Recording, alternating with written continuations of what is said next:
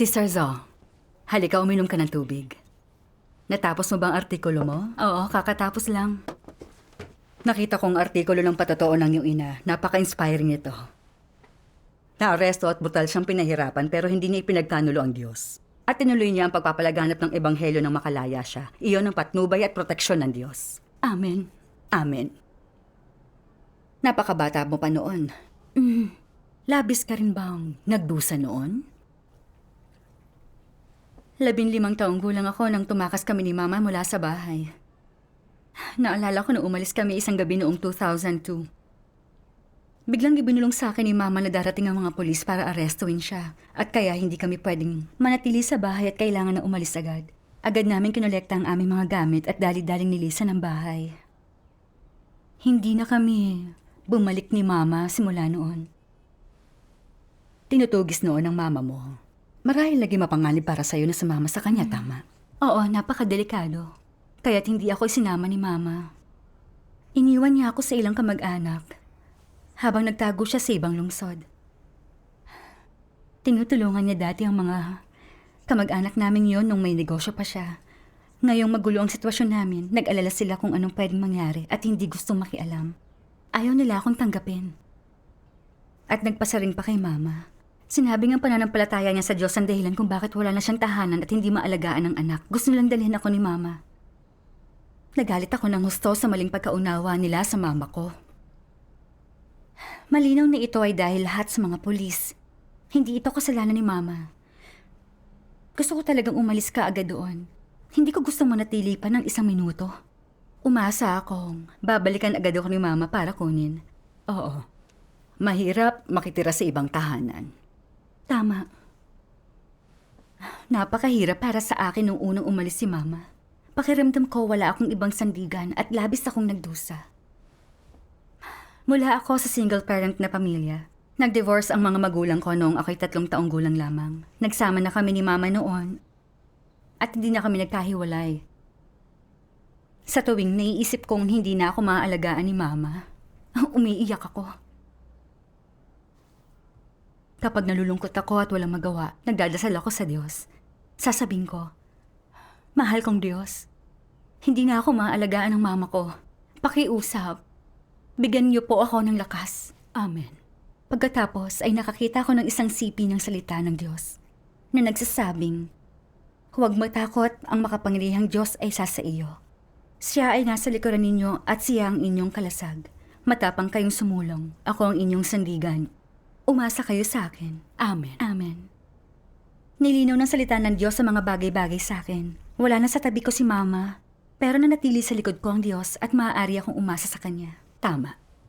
Hindi ko hahayaang talunin ako ng paghihirap na ito at hindi ko na masasandigan si Mama. Kinailangan ko ng maging malakas. Gaano pa man kahirap at kabigat ang sitwasyon, kinailangan kong umasa sa Diyos at magtiyaga. Salamat sa Diyos. Salamat sa Diyos. Paglaon, tumira ako sa tahanan ng pamilya ni Sister Zhang. Lahat silang 3 ay mananampalataya. Hindi kami magkadugo pero napakabuti ng pagtrato nila sa akin. Madalas nila akong basahan ng mga salita ng Diyos at nagbabahagi sa katotohanan. Wala man sa tabi ko si Mama pero di ako nalungkot. Talagang gusto kong kasama ang aking mga kapatid. Ay, salamat sa Diyos. Yan ang pag-ibig ng Diyos. Oo.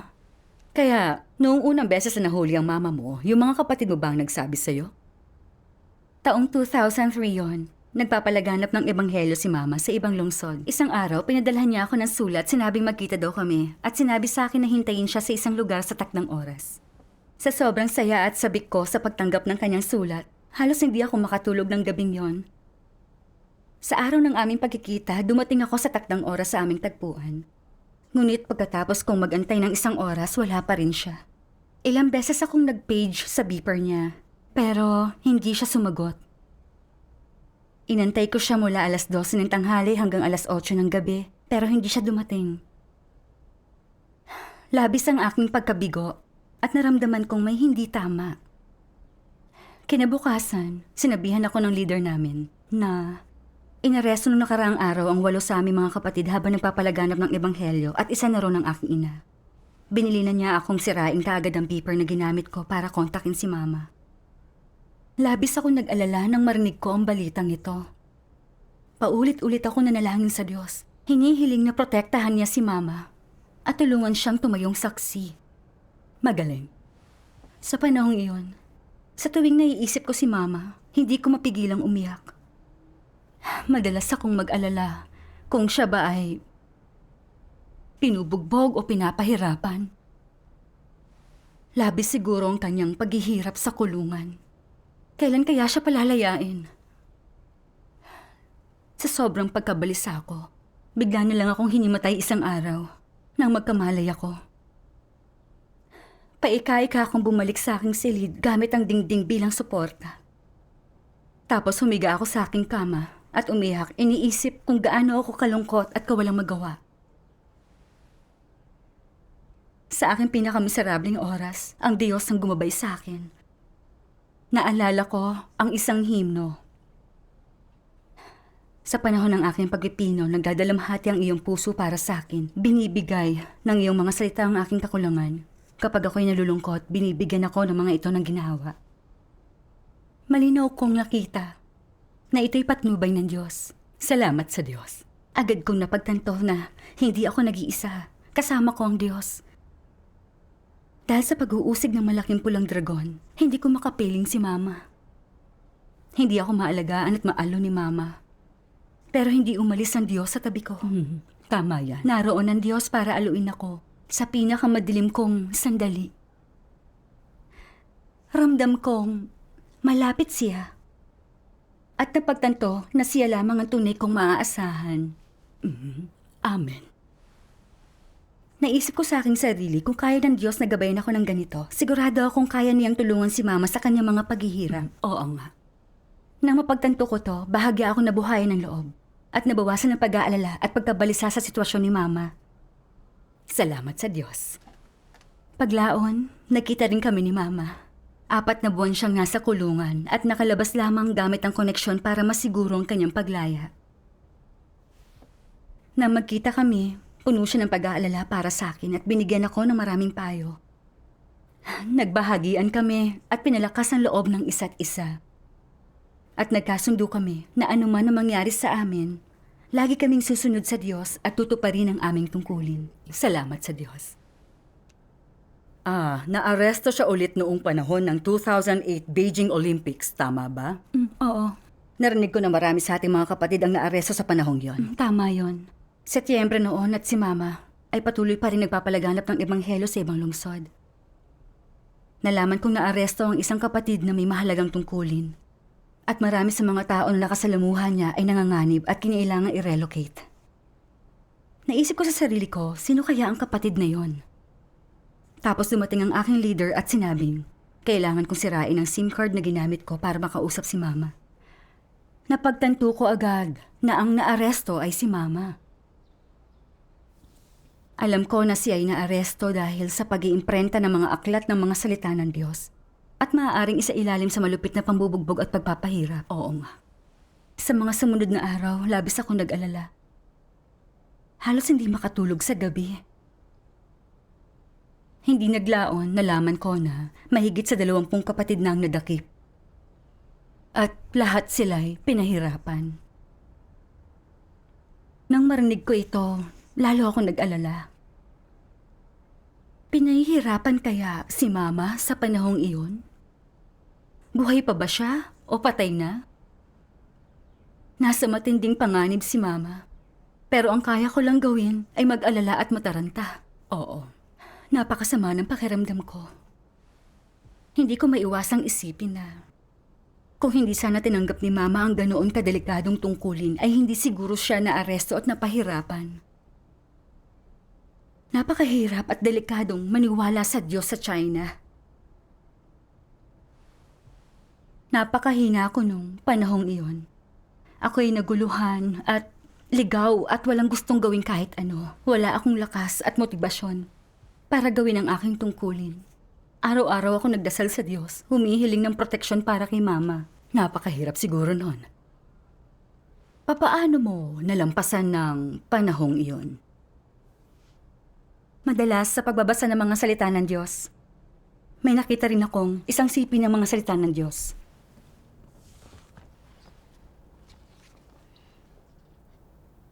Nang nawala kay Job ang mga hayop na pumupuno sa kabundukan, di masukat na kayamanan at ang katawan niya ay natatakpan ng mga sugat, ito ay dahil sa kanyang pananampalataya. Kapag naririnig niya ang tinig ko at nakikita ang kaluwalhatian ko, si Jehovah, ito ay dahil sa kanyang pananampalataya. Oo, na nakasunod si Pedro kay Jesucristo ay dahil sa kanyang pananampalataya. Na naipako siya sa krus para sa akin at nakapagbigay ng maluwalhating patotoo ay dahil din sa kanyang pananalig. Marami natanggap ang mga tao dahil sa kanilang pananampalataya. At hindi ito palaging pagpapala. Maaaring hindi nila matanggap ang uri ng kaligayahan at kagalakan na nadama ni David o mapagkalooban ng tubig ni Jehovah katulad ni Moises. Halimbawa, pinagpala si Job ni Jehovah dahil sa kanyang pananampalataya, ngunit siya'y nagdusa rin ng sakuna. Kung ikaw man ay pinagpala o nagdurusa ng sakuna, kapwa itong mga pagpapala. Tama. Kung walang pananampalataya, hindi mo matatanggap ang gawaing pananakop na ito. Lalong hindi makikita ang mga gawa ni Jehovah na ipinapakita sa harap mo ngayon. Hindi mo magagawang makakita at lalong hindi mo magagawang tumanggap. Amen. Amen. Naisip ko, tama, nasa kamay lahat ng Diyos kung tayo pagpapalain o magdurusa ng sakuna. Ang paghihirap at pagsubok na dinaranas natin sa ating pananalig ay ang paraan ng Diyos upang tayo itaas at subukin. Tama. Tulad ni Job. Nakipagpustahan si Satanas sa Diyos na kaya nitong tuksuin si Job sa pagkakait sa kanya ng kanyang mga anak at sa pagpuno ng kanyang katawan ng mga pigsa at sugat para ikaila at talikuran niya ang Diyos. Ginagamit din ito ng Diyos para subukin si Job at ang kanyang pananampalataya. Tama. Bukod sa hindi pagsisi sa Diyos, ay nagpapuri pa siya sa Diyos at sinabi, tatanggap pa tayo ng mabuti sa kamay ng Diyos at hindi tayo tatanggap ng masama. Si Jehovah ang nagbigay at si Jehovah ang nag-alis. Purihin ang pangalan ni Jehovah. Amen. Tumayong saksi si Job para sa Diyos at nakuha ang kanyang papuri at narinig pa niya ang boses ng Diyos sa isang ipo-ipo. Bilang resulta, nagkaroon pa siya ng tunay na pananampalataya sa Diyos at isa itong higit pang pagpapala mula sa kanya. Tama. Inisip ko na sa panlabas ay mukhang nakapipinsala kay Mama ang masakta na malaking pulang dragon. Pero ginagamit lang ito ng Diyos bilang pagsubok para perpektuhin ang aming pananampalataya. Ito ang pagpaparangal ng Diyos. Oo. Bigla akong natanto na pinapanood ako ni Satanas at hinihintay ng Diyos na ilantad ko ang aking posisyon. Hinihintay nila kung mawawala ang pananampalataya ko sa Diyos, itatanggi at pagtataksilan siya dahil naaresto si Mama. Nang mapagtanto ko ito, handa akong tumayo sa panig ng Diyos. Hindi siya sisisihin o pagtataksilan.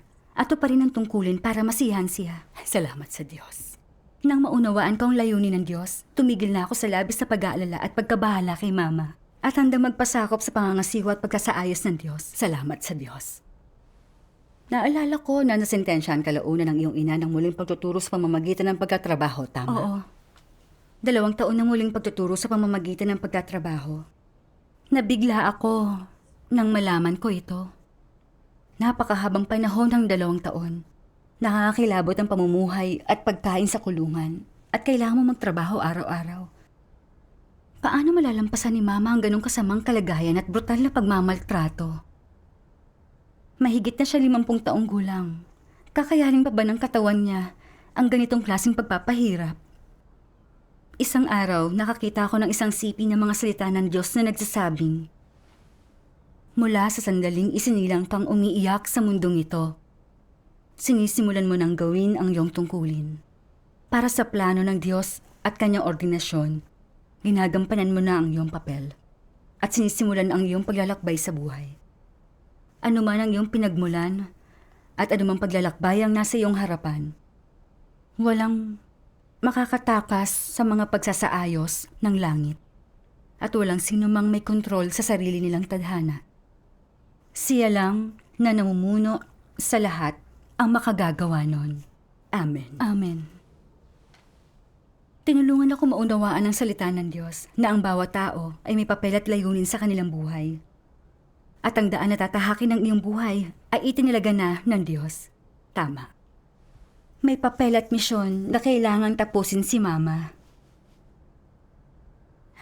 Mahabang panahon ng 2 taon sa kulungan. Pero ito ay kailangan niyang pagdaanan. Nakasalalay sa Diyos kung paano niya kakayanin at kung gaano kadaming pagdurusa ang kanyang pagdaraanan. Pinahintulutan ng Diyos na masaktan siya ng malaking pulang dragon at maaresto at makulong para subukin siya. Binibigyan siya ng pagkakataon ng Diyos sa tumayong saksi para sa kanya. Dapat ako magmalaki. Tama. May mga aral din akong natutunan sa sitwasyong ito.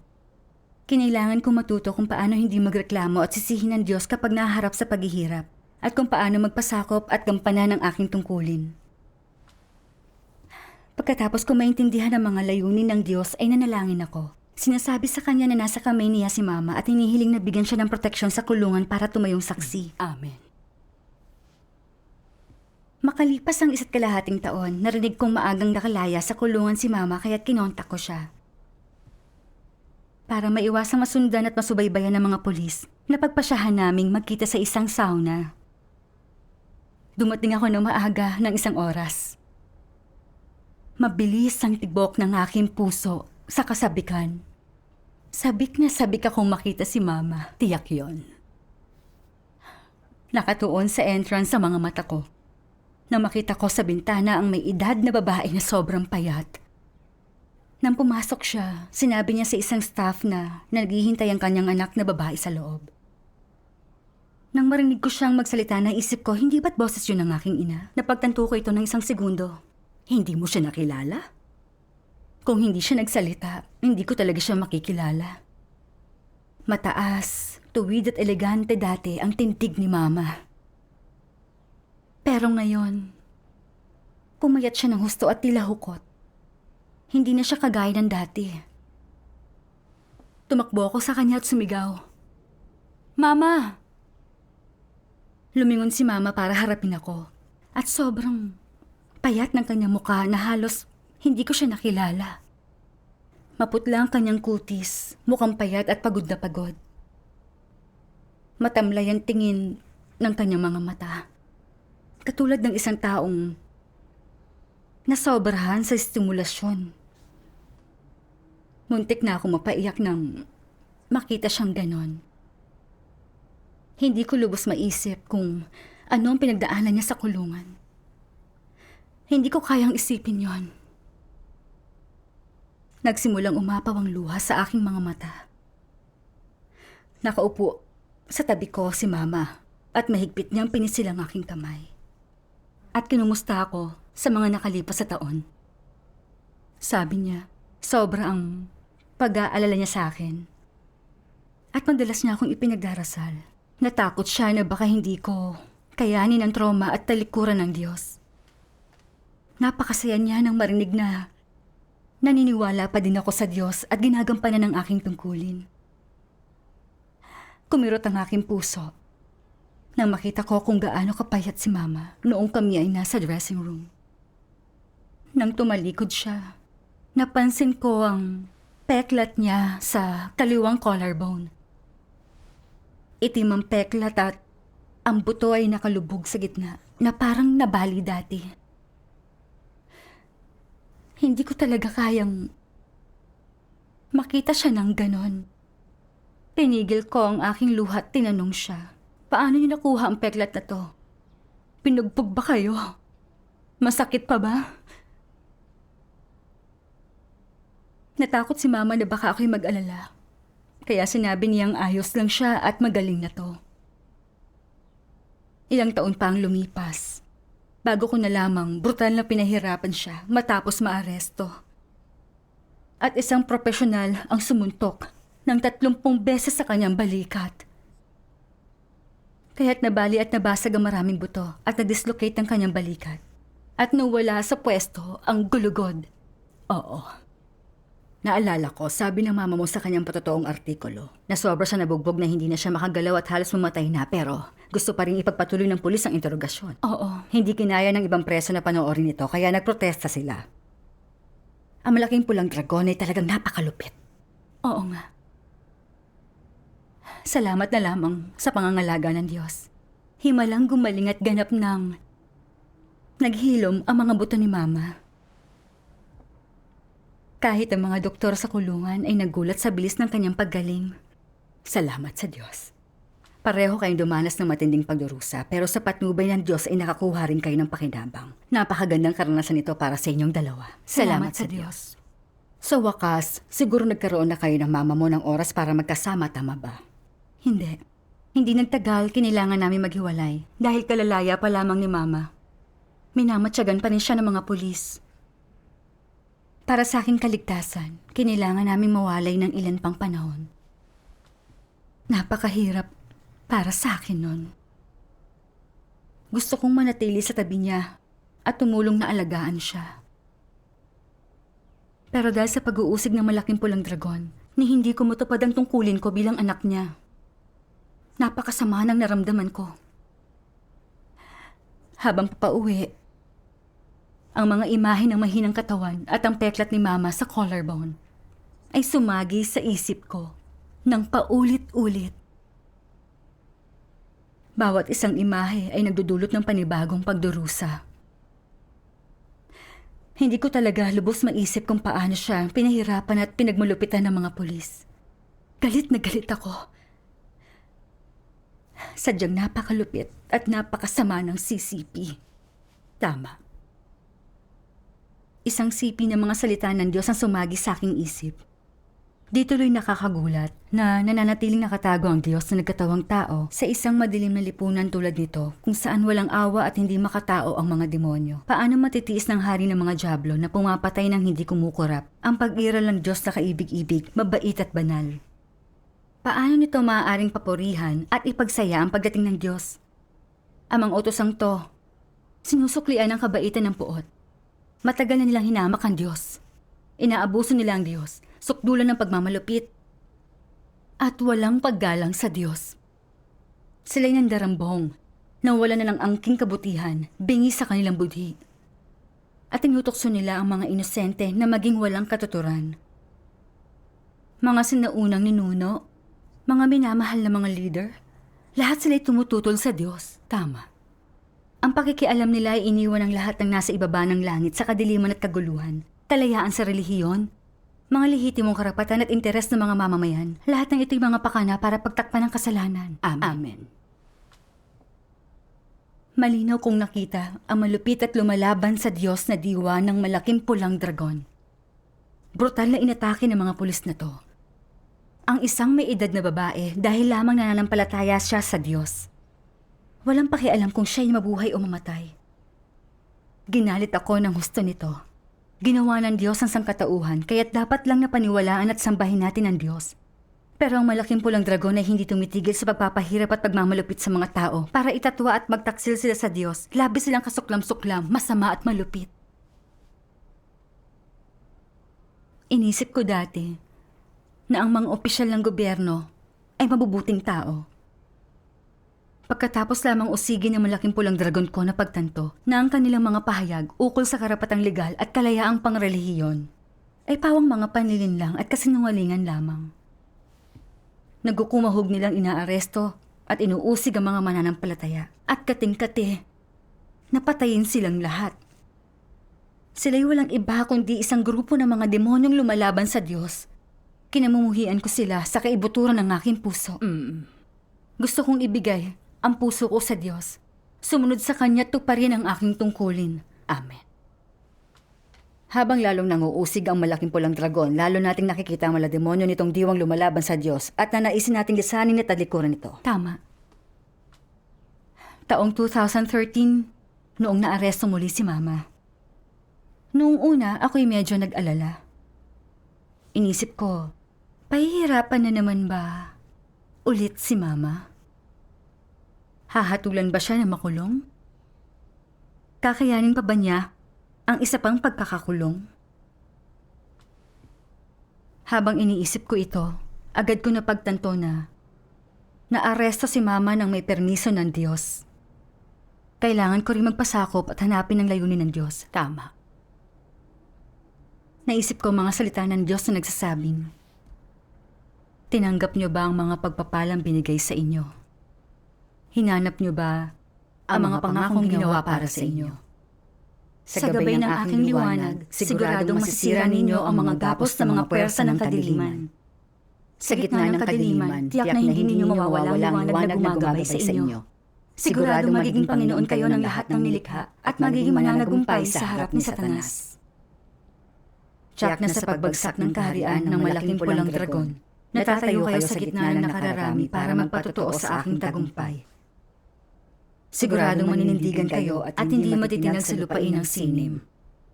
Sa pamamagitan ng mga pagdurusang inyong tiniis, mamanahin ninyo ang aking mga pagpapala.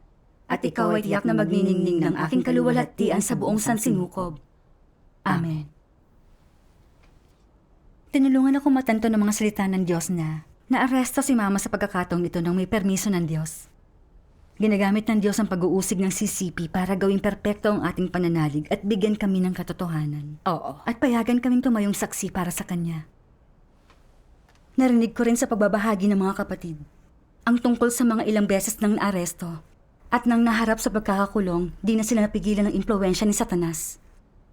Ilang beses mang maaresto, nananalig pa rin sila at tinutupad ang kanilang mga tungkulin at naramdaman ang pagiging malaya.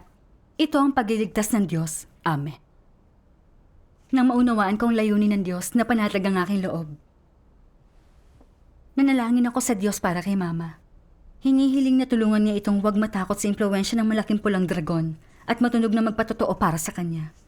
Salamat sa Diyos. Di ko alam kung gaano katagal ako mawawalay kay Mama sa pagkakataong ito. Pero ramdam kong payapa ang aking puso. Hindi nagtagal, binuhos ko ang aking sarili sa pagtupad ng aking tungkulin. Salamat sa Diyos. Paglaon, sinabihan ako ni Mama na nang tingnan ng pulis ang kanyang file para sa mga nakaraang pagkakasala, kamangha-manghang walang nakatala. Sabi ni Mama na sa nakaraan niyang 2 pagka-aresto, naranasan niya kung paanong ginabayan siya ng Diyos sa kanyang paghihirap at nakagawa ng mga himala. Oo. Mas naintindihan din niya ang kataas-taasang kapangyarihan ng Diyos at lumakas ang kanyang pananampalataya. Nang tanungin siya ng pulis kung paano nila pinalaganap ang ebanghelyo, lantaran nagpatotoo si Mama sa gawain ng Diyos. Nakita ko kung gaano kadunong ang Diyos sa karanasan ni Mama. Ginagamit niya ang pag-uusig ng malaking pulang dragon para bigyan tayo ng tapang, karunungan at pananalig para mapabuti ang ating pagkakilala. Upang makita natin ang malademonyong diwa nito at ganap tong kamuhian at talikuran. Tama. Ang malaking pulang dragon ay kasangkapan lamang sa kamay ng Diyos.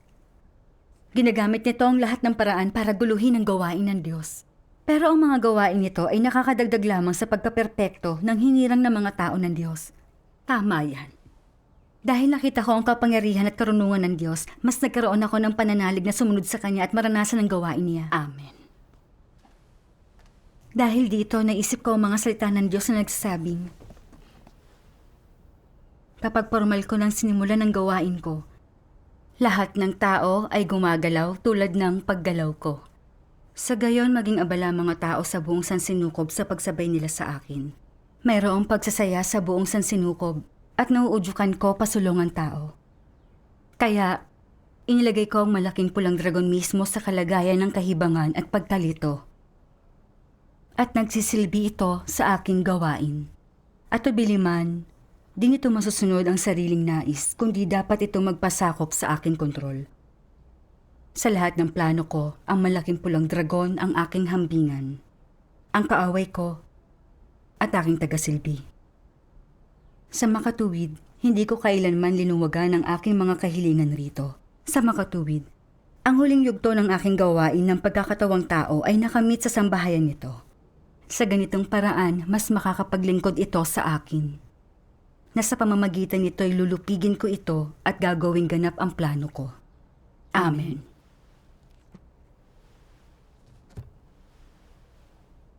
Marahil ay nagdusa ako ng higit kaysa sa ibang mga bata dahil sa pag-uusig ng malaking pulang dragon. Pero sa kabila ng mga paghihirap, ako'y naging mas malakas. Ang mga karanasang ito ay naging napakahalaga sa akin.